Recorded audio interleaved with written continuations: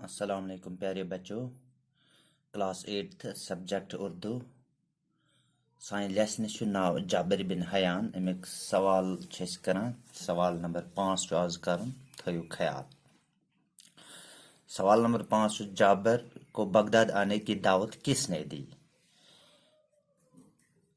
جابر کو بغداد آنے کی دعوت کس نے دی؟ یعنی جابر اس کے دعوت بغداد ینچ. امیک جواب جابر کو بغداد آنے کی دعوت ہارون رشید نے دی. جابر بن حیانس کر دعوت بغداد ینچ. تس ناو ہارون رشید جو اس وقت بغداد کا خلیفہ تھا. تم وقت بغدادس مز خلیف. تو سوال نمبر 6 خلیفہ ہارون رشید نے جابر کے ساتھ کیا سلوک کیا؟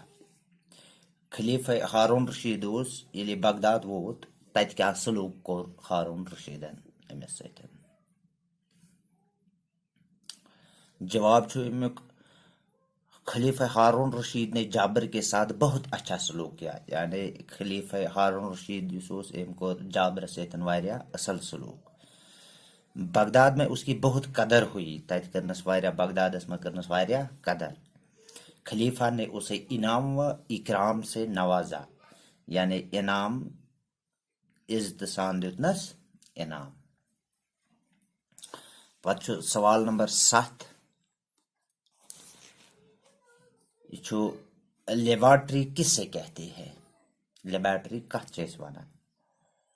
میک جواب اس لکھمت وہ کمرہ جہاں سائنس کے تجربات کیے جاتے ہیں. سو کمرہ یت من سائنس تجربات کرنا اسے لیبارٹری کہتے ہیں. تک ونان لیبارٹری. یعنی سو کمرہ یت من سائنس تجربہ کرنا تک ونان لیبارٹری. سوال نمبر 7 نائٹرک